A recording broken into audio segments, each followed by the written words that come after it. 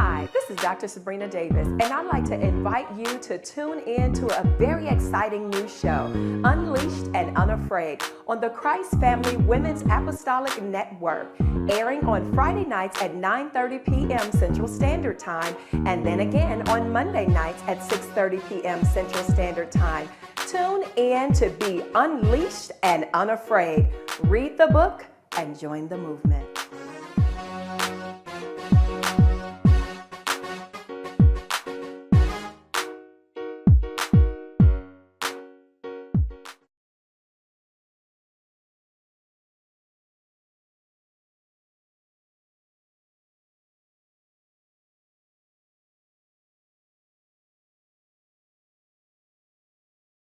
My mother is not a dog person, but she can be likened to a red-nosed pit bull when it comes to walking and standing in faith. Once she gets a word from God or a revelation of something, she sinks her teeth in, locks her jaws, and fights all opposing words, people, and forces. This determination is something I love and admire most about my mom, Dr. Peterson, and that's why you should read about her. At best, I am a teacher. Teaching supplies a necessary oxygen. I teach each with passion and conviction. Teaching from my soul, I teach as if I will never have the opportunity to instruct again.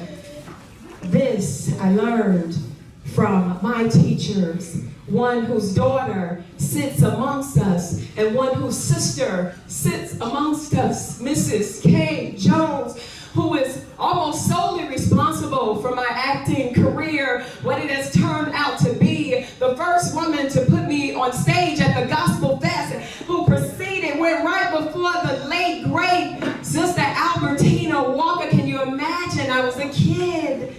And then she told me, you're going on the Isabel Joseph Jones show. And there I was reciting Psalms 23, and people gave me all types of scripts. And I said, no, I do what I do best. I recite the Bible. And she said, okay. And then there was Mrs. Oatman, who's no longer with us, who said, give me your kids. I will make sure that they graduate high school and that they graduate college, because I believe in young, gifted black kids from the ghetto that other people may not. And she believed that we could all live and learn and excel at very high levels. And Theo, where are you? And we did we not? And you'll read about that. She was unleashed and unafraid. They were teachers that everybody should have known. But guess what? They're not here. You see me, you see them. A representation.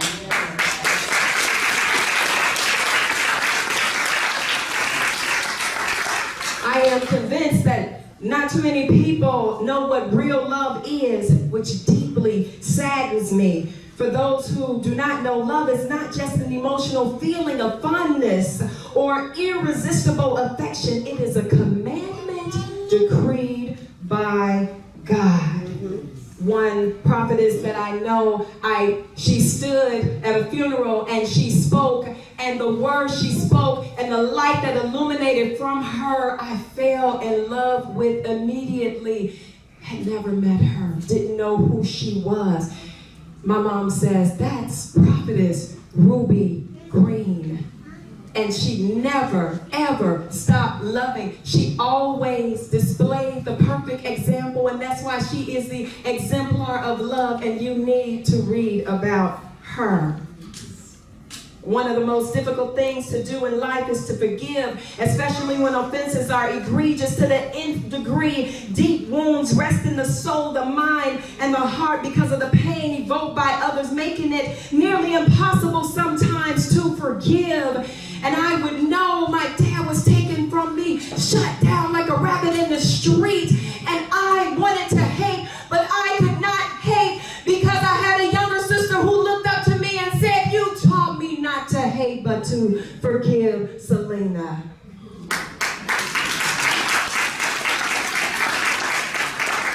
And that's why you need to read about her, and she is someone you should know. If you are a woman, I need you to clap.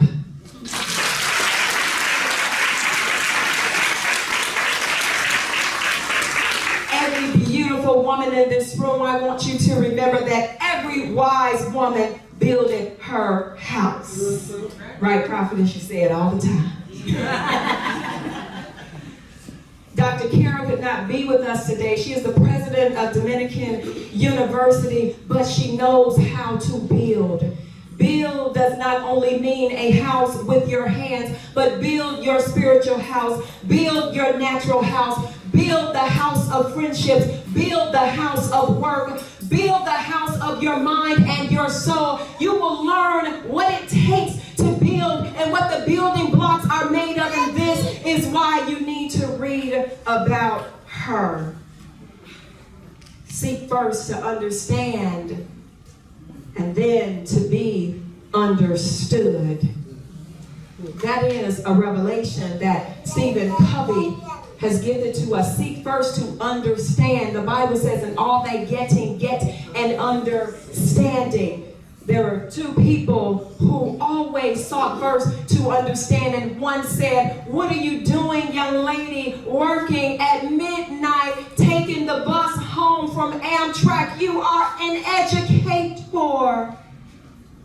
And I said, I have struggled, but I will not allow anyone to chain me or box me in, so I resigned. She says, I know. Everyone at CPS knows. Come to my office tomorrow. I will hire you, and I'm going to develop you. No questions asked. That was the late Dr. Hazel Stewart, one of the finest educators this city and this country has ever known. Let's give her a hand.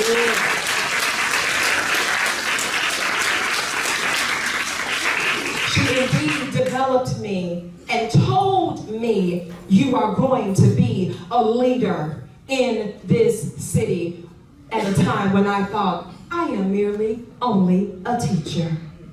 And then there is Dr. Laverne White, who said to me, you are not just a principal, you can coach principals. And I tell you today, I want you on my team because I understand who you are, right, Annie? She said, I understand. I understand the journey. I have been there. I've been there as a woman, as a leader, as a minority. I will help you. I will further develop you and make sure that you have the tools that you need to succeed. And she not only did that for me, but she did it for Annie and so many other women. And this is why you need to read about her. We are always to train up a child in the way he should go, and when he's old, he will not depart. The Bible does not tell us what age old is. It just said when he's old, he will not depart, so don't give up on your children. Invest in them. And if you don't have any, find some to invest in. This is what my first coach did for me. Her name is Janie Baldwin. We affectionately know her as Baney. Some of us in the room know her. She taught me dance. She put me on stage and told me to imitate Michael Jackson. And when I did, oh my God, people would call me and I got paid to imitate Michael Jackson.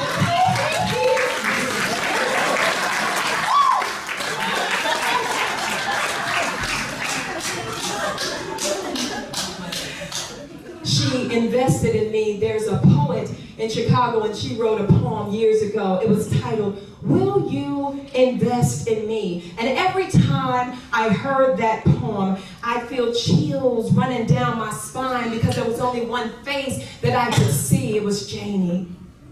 And I could see all of her girls, right, Selena, asking the question, will you invest in me? And she said, yes. Investment doesn't only come in finances. It comes in time. It comes in patience. It comes in gifting. It comes in mentoring. It comes in encouragement. It comes in inspiring. It comes by being there. She was there. And because of her, I went on to win the first place in the solo dance competition in high school, citywide. You will read about it. Oh my God, it gets a little graphic, but I learned as a virgin to make love to a chair like you would never imagine.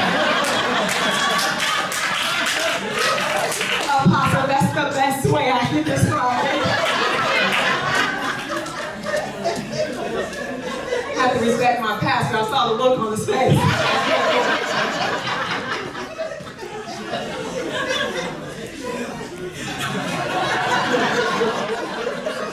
I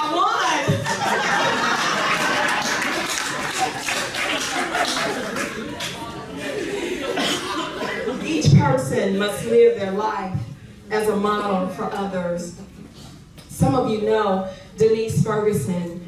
She was over the Mayor Council for Women when Mayor Daley was in office, and she helped so many people. I will never forget the day I met her. I said, wow, this is a woman who knows how to live. Did you know you have to learn how to live? There is a difference between living and existing. I write about it in the book. Denise taught me how to truly live. I shall never forget. She showed up at Dominican University when I was a senior. All the alum had come back to help the minority students get jobs and train and mentor, etc., etc., etc. And I was assigned to a mentor, and it was not Denise, but she and I locked eyes and we fell in love. And she said to me, "What is your major?" I said, "Oh, it's English." She says, "What are you going to do with that major?" I said, "I'm going to be an educator." She said, "Wonderful." She went home. The very next day, she called me and said, "Get dressed. You have an appointment." I said, "With who?" She said, "With the superintendent." Who else did you think I was talking about? The superintendent of Chicago Public Schools, Miss R.G. Johnson? Yes, child, get dressed. I couldn't believe it. She barely knew me. But she saw something in me, and she believed in me. And not only me, so many other women in this room who know her. And many of you who may not, you will one day hopefully get to know her. And if not, you'll get to know her through the book. She is a cancer victor, not survivor. She is a victor. And this is why we need to read about her. You ought to always let your light shine before men, that they may see your good works and glorify your Father which is in heaven. Your light shines outward. It shines outward. People have to see it. You need to read about Mrs. Susan Moss, who exhibits the light of Jesus everywhere she goes. I should never forget the day I met her. I spent the night at her house. Her daughter was one of my good friends in college. I didn't know many people in Atlanta. You know the story, some of you. And I went home with her. And there on my bed, new sheets, chocolates, flowers, a new robe. She gave me a pop hat. I had never met this woman. And then she sat me down and she taught me life lessons about Jesus Christ. She opened up so freely and said, "I know you're a child of God and I want to pour into you." She didn't even know me. That's a light. And we need to all emulate that. We must have the courage to bet on our ideas, to take calculated risks, and to act. Every day, living requires courage if life is to be effective and bring happiness. There are two people in this room who have always taken calculated risks on me. I shall never forget the day I met Mrs. Dobbins. I had gone to my very first teacher job fair. I walked a mile in high heel shoes from the projects in 90-degree weather to Malcolm X. And I had not had any takers. Everybody passed me up. And I was on my way to the bathroom to cry. And there she was, the sophisticated woman packing up. And I said, "May I talk to you? Are you looking for an English teacher?" Because the sign was not posted. And she said, "No, but my principal sent me here to find my replacement." And she hired me.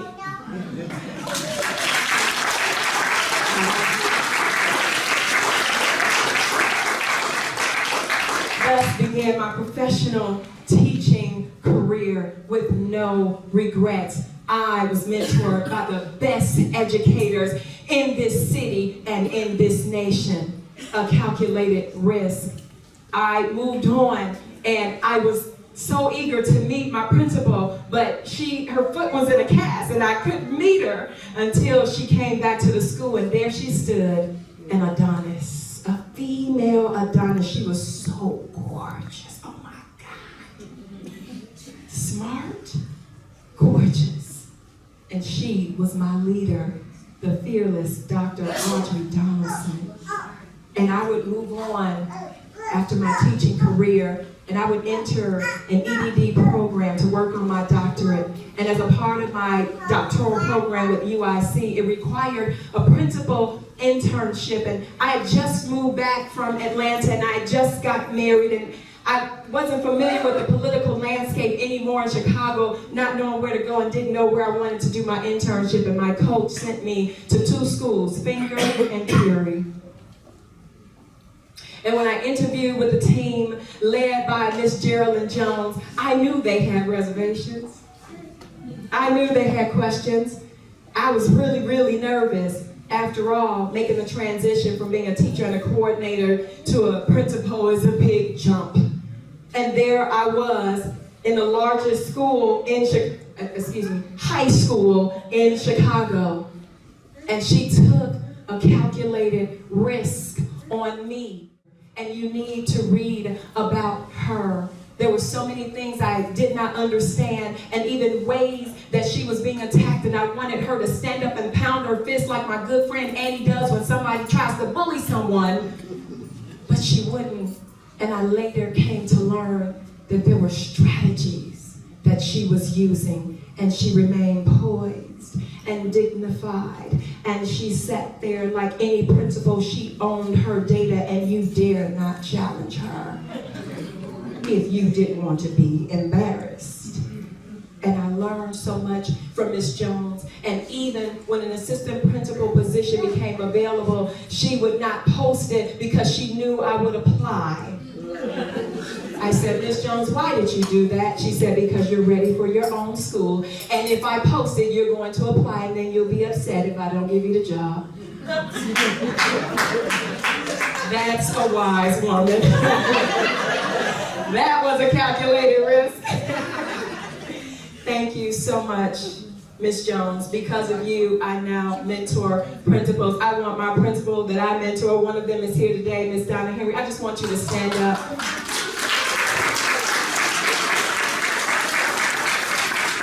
As a matter of fact, I want the staff of Theodore Roosevelt College and Career Academy to stand.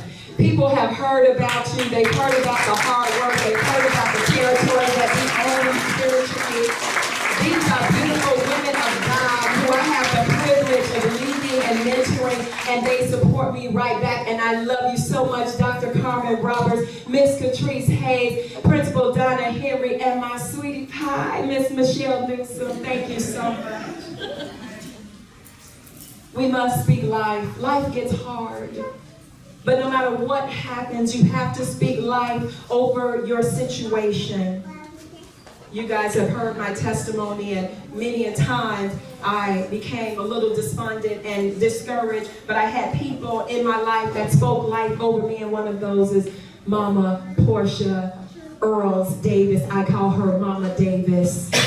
She spoke life over me and demanded that I speak life whenever things got hard. When I wanted to give up in 2008 and say, God, just let me lay to rest, she said, no, child, speak life. I speak life over you. I snatch those words out the air of the devil. You are a liar. You will live. She's graduating in San Diego today, so she couldn't be with us. And so we speak and send life to her.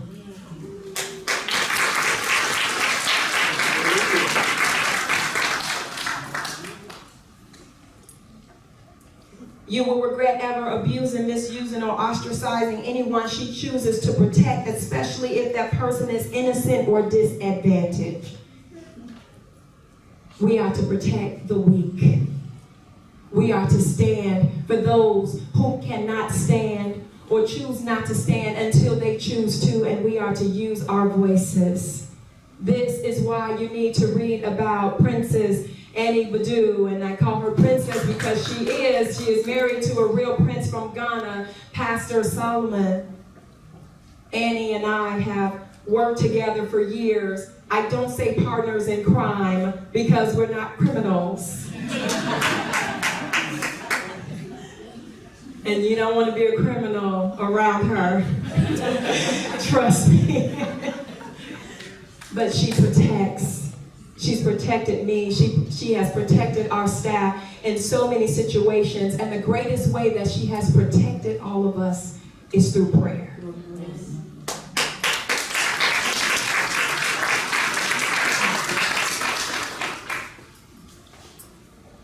My good friend, Prophetess Penelope Brown, is not here. And all of my staff, you know that I told you you have a prayer warrior, someone who was assigned to our school. I did not ask. God laid it on her heart. And she called me one day and said, God assigned me to your school. You have a territory that is a region, and I have seen how tough and how hard it is. I've seen the arrows flying, and many a day I called and we prayed, and she warred, and she warred, and she warred, and she warred, and God knows I wanted to leave so many days, and she says no, and then I would take those same words and come into the principal's office and encourage her, and we encourage the staff. How many of you know you need prayer warriors?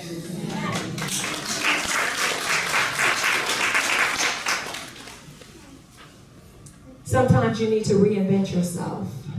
Sometimes the way you're living is not working. It's not working out for you. And sometimes you know you need to make a change.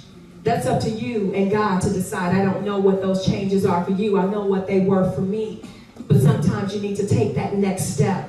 And I decree and declare that you will have the courage to reinvent yourself just like Dr. Nicole Wood did. This is why you need to read about her. I won't spoil it. It's a very happy chapter, and I want you to read it and be encouraged. I am grateful for those who have gone above and beyond to help me and to help my family. Mrs. Robbie Birdsong, right? I want everybody to see who you are. Just raise your hand very quickly. She's a beautiful lady in yellow. Some of you don't know this. I was going to drop out of college. It got too hard. It just did. It really did. I was on my way to obtain my last signature, and she found out what I was doing. And she came by and said, no, you will listen. And she gave me a therapeutic session. I was on her couch in her office for hours. And afterwards, she says, what are you going to do? I said, quit. She says, no, you're not. And I did not quit. And she said, what is it that you need? I said, we have experienced hardship. My father just passed, and it's very tough on my mom right now. She made a phone call.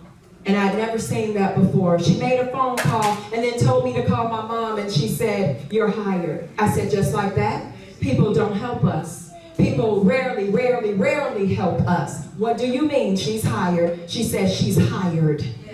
You are going to stay in school.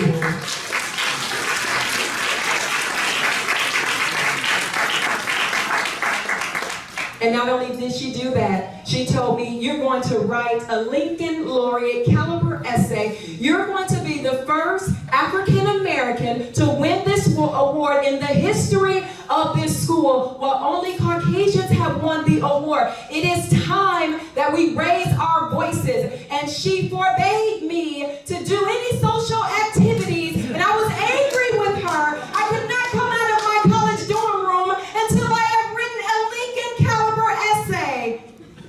And I won.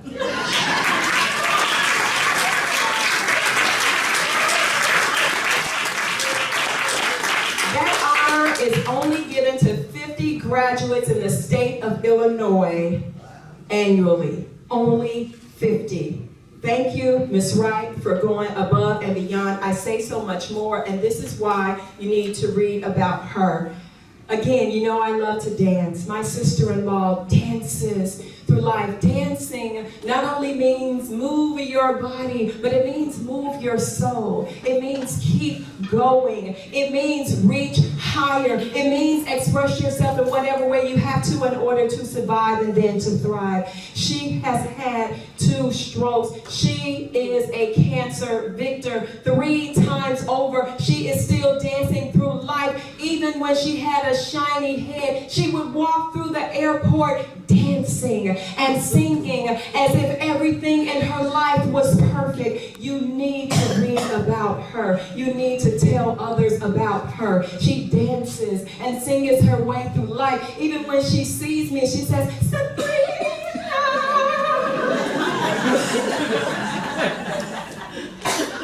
Even when she's not feeling well. And then she turns around and does a Beyonce move, as if nobody's watching. And I'm thinking, we're in the airport, or we're in the grocery store. She finds a dress in Nordstrom and says, hey!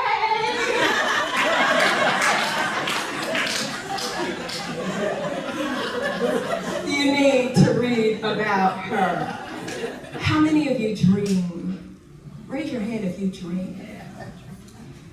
Let me tell you, Walt Disney once said that all of our dreams can come true if we have the courage to pursue them. I know many people who have dreams, and I especially know one who has the courage, who is unleashed, and who is not afraid to pursue her dream. She was practicing law. She had her own law practice in Texas, came here to practice law with Chicago Public School and said something is missing, and I understand that. When you want something so bad, like you want to breathe, when it's a part of you, it's in your DNA, it's in your makeup, it's in your fabric, and you can't let it go, and you don't let it go, even if it means, oh my God, I have to step out on faith, and how am I going to take care of myself and do things? I know a person, Miss Phoenix, Tyler, who dreams beyond the sky. The sky is not even the limit for her, and through her dreams, I was able to fulfill some of my dreams and live mine at a time where I did not want to go back to work because I thought life was unfair to me. I dreamed again, and she gave me an opportunity, and the stage was my life, and the stage brought me back to life, and I said, thank you, God, for Miss Phoenix Tyler. I give you the next Tyler Perry.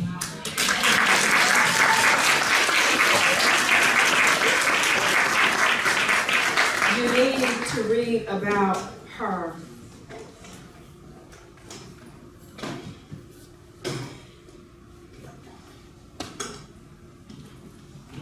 Living is not enough. We must learn to live victoriously.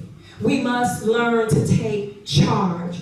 We have taken so much in our lives that we have to stand and we have to take it back by force. Hook or crook. We have to take it back. Take your life back. Take your family back. Take your children back. Take your health back. Whatever it is that you feel has been taken from you or that is not going your way, take it back. I know someone who lives victoriously, and she has the knee wounds and battle scars to prove it. Victorious living is synonymous with overcoming. I've watched her. This is not somebody that I read about, but it's someone who you will read about, but it's someone I know about. Prophetess Rosemary Abercrombie. You need to read about her. You need to learn how to live.